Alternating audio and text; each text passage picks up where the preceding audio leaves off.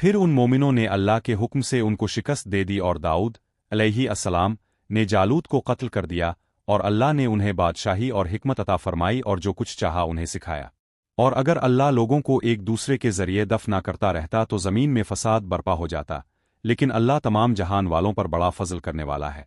ये अल्लाह की आयात हैं जो हम आपको हक के साथ पढ़कर सुनाते हैं, और बेशक आप रसूलों में से हैं। ये रसूल हैं जिनमें हमने बाज़ को बाज़ पर फजीलत दी है, उनमें से बाज़ वो हैं जिनसे अल्लाह ने कलाम किया और बाज़ के दर्जे बुलंद किए। और हमने ईसा इब्न मरियम को खिली निशानियां दे और रूह अल कुद्स जिब्राइल अलैहिस्सलाम के जरिए उनकी तायीद की।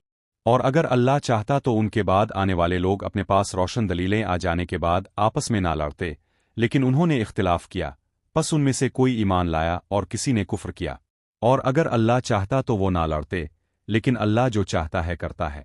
ए ईमान वाल्व, जो कुछ हमने तुम्हें दिया है इसमें से अल्लाह की राह में खर्च करो, इससे पहले कि वो दिन आ जाए जिसमें ना कोई सौदागरी होगी, ना कोई दोस्ती और ना कोई सिफारिश काम आएगी, और काफिर ही जालिम हैं। आयत अल कुर्सी अल्लाह, इसके सिवा कोई माबूद नहीं, वो हमेशा जिंदा रहने वाला है, सारी कायनात को संभालने वाला है। इसे ना ऊँग आती है और ना नींद। जो कुछ आसमानों में है और जो कुछ जमीन में है, सब इसी का है। कौन है जो इसके पास इसकी इजाजत के बगैर सिफारिश कर सके? वो जानता है जो कुछ उनके सामने है और जो कुछ उनके पीछे है, और वो इसके इल्म में से किसी चीज का इहाता नहीं कर सकते मगर जितना वो चाहे। इसकी कुर्सी आसमानों और जमीन को घेरे हुए है, और उनकी हिफाजत इसे थकती नहीं, और वो बहुत बुलंद और बहुत अजीम है। दीन में कोई जबरदस्ती नहीं, बेशक हिदायत गुमराही से वाज़े हो चुकी है। पस जो कोई तागूत बातिल माबूदों का इनकार करे और अल्लाह पर ईमान लाए, इसने एक ऐसा मजबूत सहारा थाम लिया जो कभी टूटने वाला नहीं, और अल्लाह सुनने वाला जानने वाला है। अल्लाह ईमान वालों का हामी व मददगार है, वो उन्हें अंधेरों से निकाल कर रोशनी की तरफ ले जाता है, और जो काफिर हैं उनके साथी शैतान हैं जो उन्हें रोशनी से निकाल कर अंधेरों की तरफ ले जाते हैं, यही लोग आग वाले हैं, वो इसमें हमेशा रहेंगे। क्या तुमने इस शख्स नमरूद को नहीं देखा जिसने इब्राहीम अलैहिस्सलाम से उनके रब के बारे में झगड़ा किया, महज इस बना पर कि अल्लाह ने इसे बादशाही दी थी। जब इब्राहीम ने कहा, मेरा रब वो है जो जिंदगी देता है और मौत देता है, इसने कहा, मैं भी जिंदगी और मौत देता हूँ। इब्राहीम ने कहा, बेशक अल्लाह सूरज को मशरिक से निकालता है तो इसे मगरिब से निकाल ला। पस वो काफिर हक्का बका रह गया, और अल्लाह जालिम लोगों को हिदायत नहीं देता। इस शख्स की तरह अजीर अलैहिस्सलाम, जिसका गुजर एक बस्ती पर हुआ जो अपनी छतों पर गिरी पड़ी थी। इसने कहा, अल्लाह इसे इसकी मौत के बाद कैसे जिंदा करेगा?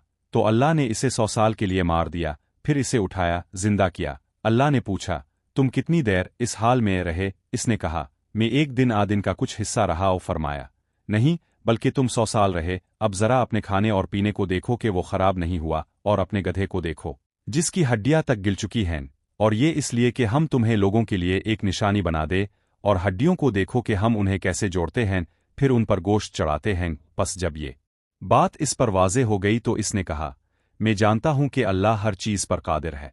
और जब इब्राहीम ने कहा, ए मेरे रब, मुझे दुखा के तो मर्दों को कैसे जिंदा करता है? फरमाया, क्या तुम यकीन नहीं रखते? अर्ज किया, क्यों नहीं, लेकिन ताका मेरे दिल को इत्मीनान हो जाए। फरमाया, अच्छा तो 4 परिंदे लो, उन्हें अपने से मानूस कर लो, फिर ज़बह करके उनका एक एक टुकड़ा हर पहाड़ पर रख दो, फिर उन्हें बुलाओ, वो तुम्हारे पास दौड़ते हुए आएंगे, और जान लो कि अल्लाह गालिब और हिकमत वाला है। उन लोगों की मिसाल जो अपना माल अल्लाह की राह में खर्च करते हैं, इस दाने की सी है जिससे 7 बालियां उगे और हर बाली में 100 दाने हों, और अल्लाह जिसके लिए चाहता है सवाब को कई गन्ना बढ़ा देता है, और अल्लाह वसत वाला इल्म वाला है। जो लोग अपना माल अल्लाह की राह में खर्च करते हैं, फिर खर्च करने के बाद ना एहसान जिताते हैं और ना तकलीफ पहुंचाते हैं, उनके लिए उनके रब के पास अजर है, और उन पर ना कोई खौफ होगा और ना वो गमगीन होंगे। नरम बात कहना और दरगुजर करना इस खैरात से बेहतर है जिसके पीछे लेने वाले को तकलीफ पहुंचाई जाए, और अल्लाह बेनियाज और बुर्दबार है।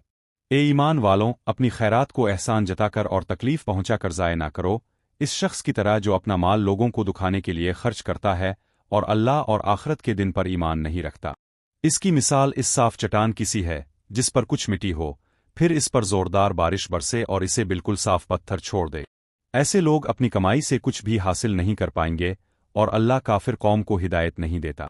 और उन लोगों की मिसाल जो अल्लाह की रज़ा हासिल करने के लिए और अपने दिलों के इस्तेहकाम के लिए माल खर्च करते हैं, इस बाग की सी है जो ऊंची जगह पर हो, इस पर जोरदार बारिश बरसे तो वो अपना फल दुगना लाए, اور اگر اس پر زوردار بارش نہ بھی برسے تو ہلکی پھوار ہی کافی ہو، اور جو کچھ تم کرتے ہو اللہ اسے دیکھ رہا ہے۔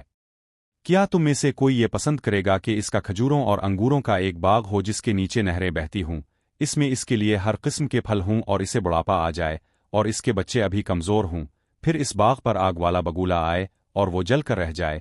اسی طرح اللہ تمہارے لیے اپنی آیتیں کھول کر بیان کرتا ہے تاکہ تم غور و فکر کرو۔ اے ایمان والو، اپنی پاکیزہ کمائی میں سے خرچ کرو اور اس میں سے جو ہم نے تمہارے لیے زمین سے نکالا ہے، اور اس میں سے بری ناکارہ چیز دینے کا ارادہ نہ کرو کہ تم خود اسے کبھی نہ لو سوائے اس کے کہ تم لینے میں چشم پوشی کرو، اور جان لو کہ اللہ بے نیاز خوبیوں والا ہے۔ شیطان تمہیں مفلسی سے ڈراتا ہے اور تمہیں بے حیائی کا حکم دیتا ہے، اور اللہ تم سے اپنی بخشش اور فضل کا وعدہ کرتا ہے، اور اللہ وسعت والا علم والا ہے۔ وہ جسے چاہتا ہے حکمت عطا فرماتا ہے، اور جسے حکمت دے دی گئی اسے بڑی خرن کثیر مل گئی، اور نصیحت صرف وہی حاصل کرتے ہیں جو عقل والے ہیں۔ اور تم نے جو کچھ خرچ کیا جو کوئی نظر مانی، اللہ اسے یقیناً جانتا ہے، اور ظالموں کا کوئی مددگار نہیں ہوگا۔ اگر تم صدقات خیرات علانیہ دو تو یہ بھی اچھا ہے، اور اگر تم اسے چھپاؤ اور فقراء کو دو تو یہ تمہارے لیے زیادہ بہتر ہے، اور اللہ تمہارے گناہوں کو تم سے دور کر دے گا، اور جو کچھ تم کرتے ہو اللہ اس سے باخبر ہے۔ اے نبی، ان کو ہدایت دے دینا اب کے ذمہ نہیں ہے، بلکہ اللہ جسے چاہتا ہے ہدایت دیتا ہے۔ اور تم جو مال بھی خرچ کرتے ہو وہ تمہارے اپنے بھلے کے لیے ہے، اور تم صرف اللہ کی رضا حاصل کرنے کے لیے خرچ کرتے ہو۔ اور تم جو مال بھی خرچ کرو گے وہ تمہیں پورا پورا لوٹا دیا جائے گا، اور تمہاری حق تلفی نہیں ہوگی۔ خیرات ان فقراء کے لیے ہے جو اللہ کی راہ میں گھرے ہوئے ہیں، یعنی دین کے کاموں میں مشغول ہیں، وہ زمین میں کسبن معاش کے لیے دوڑ دھوپ نہیں کر سکتے۔ ناواقف شخص ان کی خودداری کی وجہ سے انہیں غنی مالدار سمجھتا ہے، تم انہیں ان کے چہروں سے پہچان سکتے ہو، وہ لوگوں سے لپٹ کر سوال نہیں کرتے۔ اور تم جو بھی مال خرچ کرو گے اللہ اسے خوب جاننے والا ہے۔ جو لوگ اپنے مال رات اور دن چھپ کر اور علانیہ خرچ کرتے ہیں، ان کے لیے ان کے رب کے پاس اجر ہے، ان پر نہ کوئی خوف ہوگا اور نہ وہ غمگین ہوں گے۔ جو لوگ سود کھاتے ہیں وہ قیامت کے دن نہیں کھڑے ہوں گے مگر اس شخص کی طرح جسے شیطان نے چھو کر پاگل کر دیا ہو۔ یہ اس لیے کہ وہ کہتے تھے کہ تجارت بھی تو سود جیسی ہی ہے، حالانکہ اللہ نے تجارت کو حلال کیا ہے اور سود کو حرام۔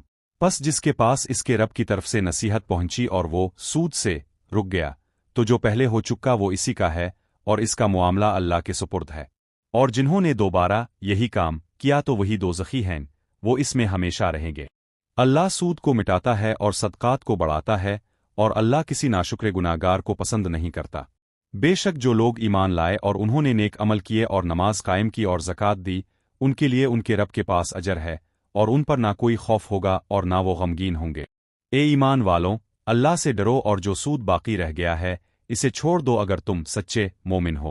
پھر اگر تم ایسا نہیں کرو گے تو اللہ اور اس کے رسول کی طرف سے اعلان جنگ سن لو، اور اگر تم توبہ کر لو تو تمہارا اصل مال رس المال تمہارا ہی ہے، نہ تم ظلم کرو اور نہ تم پر ظلم کیا جائے۔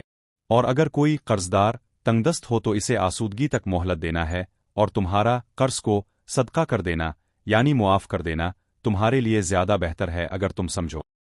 اور اس دن سے ڈرو جس میں تم اللہ کی طرف لوٹائے جاؤ گے، پھر ہر شخص کو اس کی کمائی کا پورا پورا بدلہ دیا جائے گا، اور ان پر ظلم نہیں کیا جائے گا۔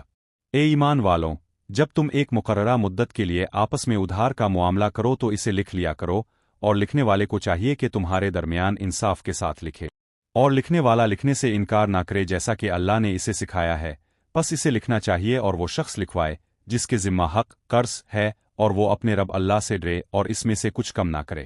پھر اگر وہ شخص جس کے ذمہ حق ہے کم عقل ضعیف ہو وہ خود لکھوانے کی طاقت نہ رکھتا ہو تو اس کا ولی سرپرست انصاف کے ساتھ لکھوائے، اور اپنے مردوں میں سے 2 گواہ کر لیا کرو، پھر اگر 2 مرد نہ ہوں تو 1 مرد اور 2 عورتیں گواہ ہوں جنہیں تم گواہی کے لیے پسند کرو، تاکہ اگر ان میں سے ایک بھول جائے تو دوسری اسے یاد دلا دے، اور گواہوں کو جب بلایا جائے تو وہ انکار نہ کرے۔